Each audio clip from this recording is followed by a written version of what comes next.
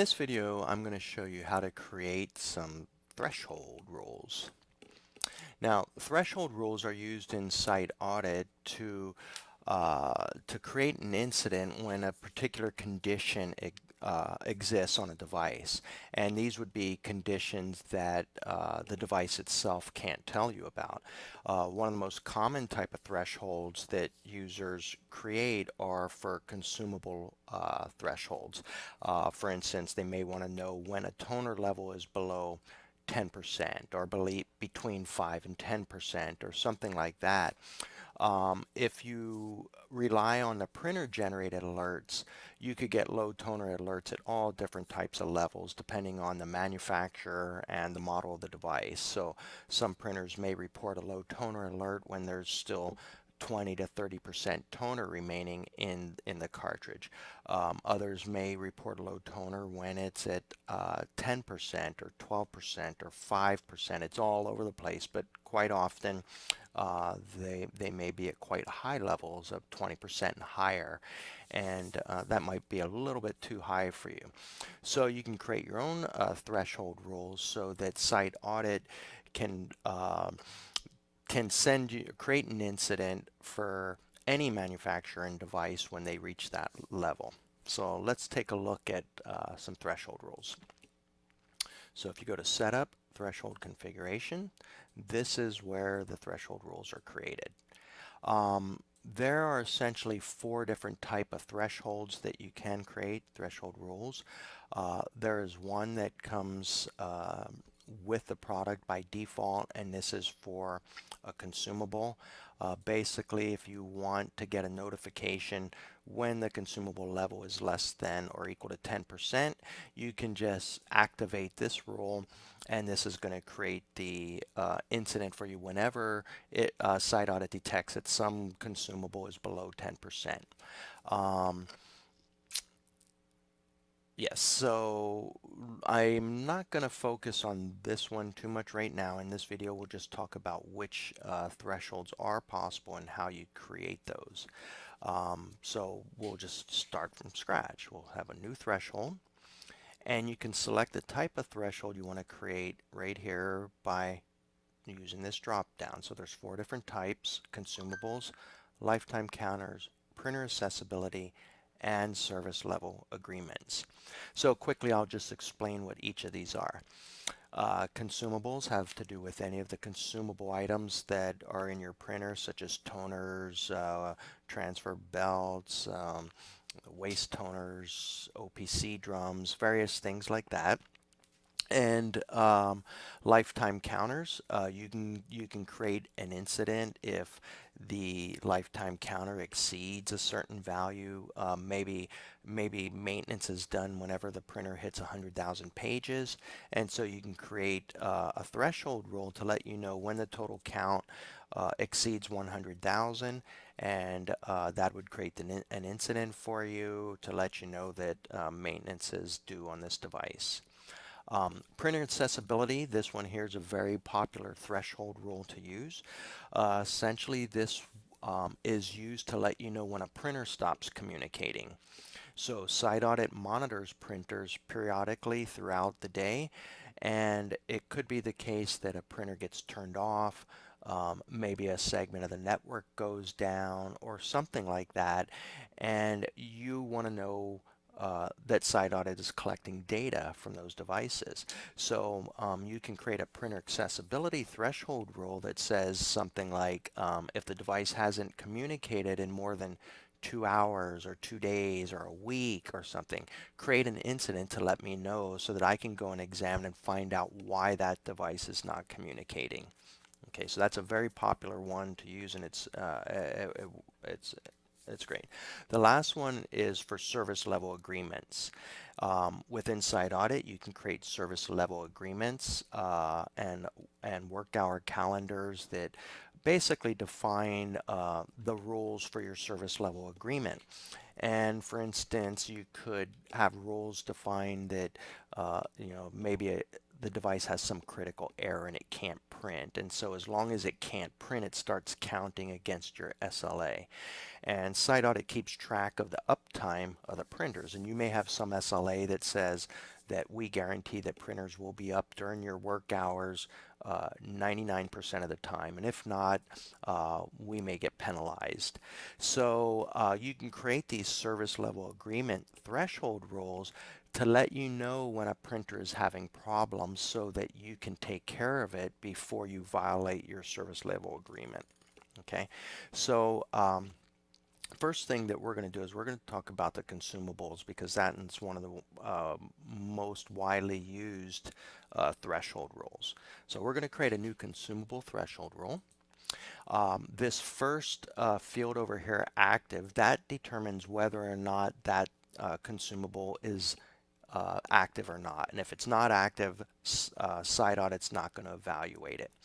The thing to note is that if it is active, and SiteAudit has discovered some devices that meet this criteria where the level is less than 10%, and then later you come out and deactivate it, what will happen is SiteAudit will resolve all of those incidents that are associated with this particular rule.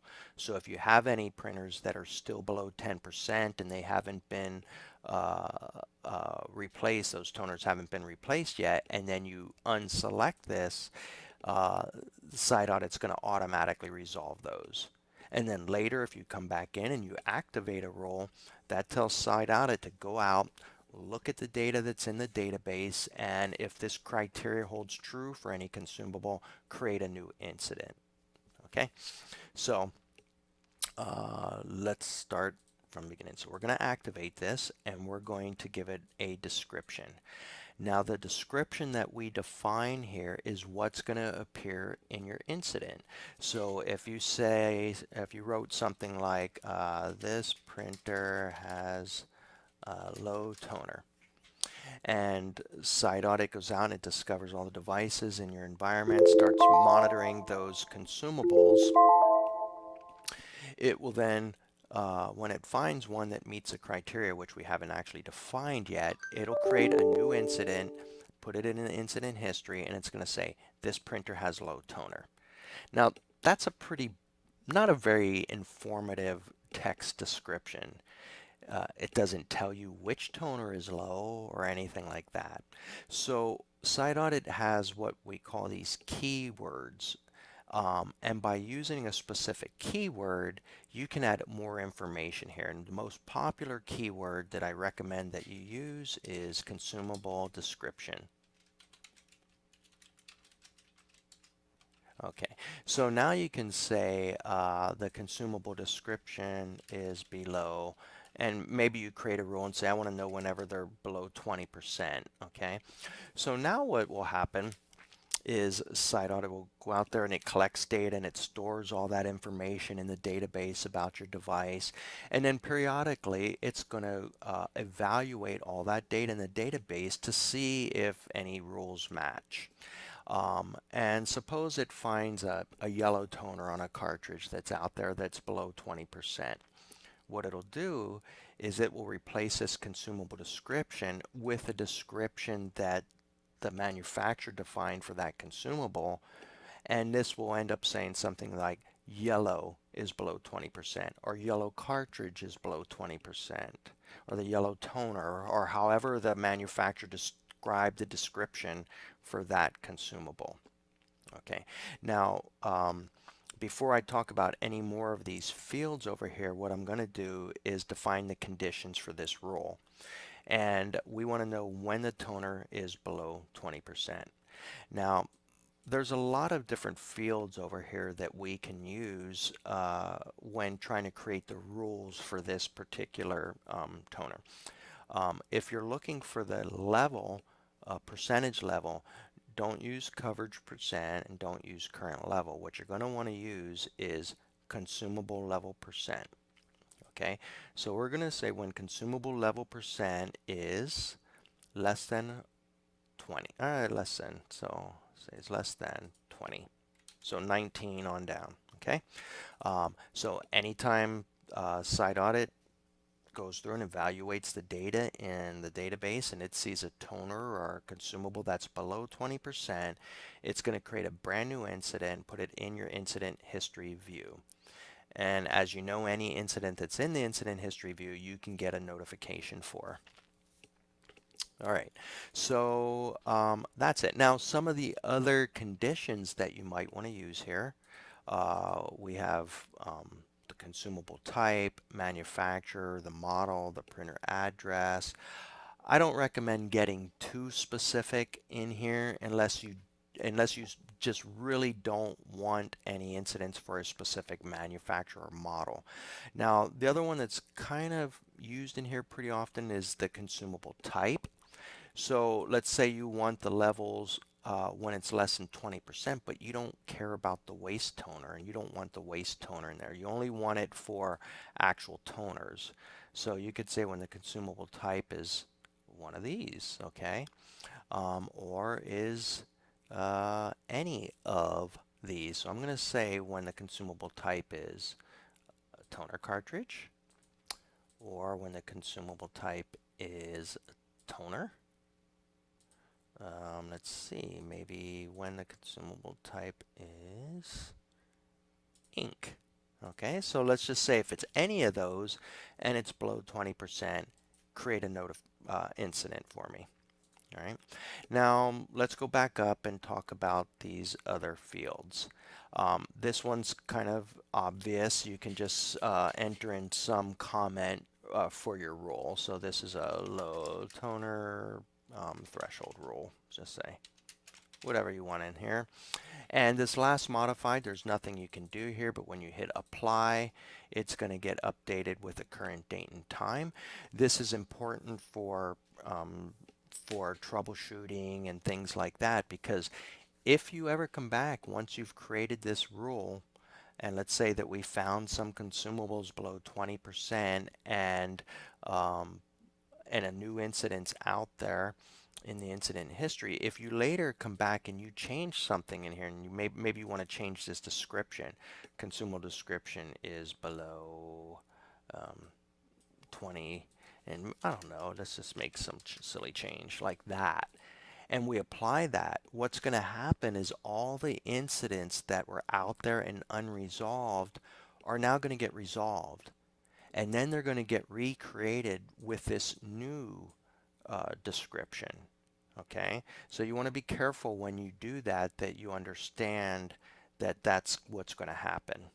All right, any unresolved incident that still exists in your incident history for this particular threshold rule will get resolved, and then SiteAudit will create a brand new one with a new description, provided all these conditions still match.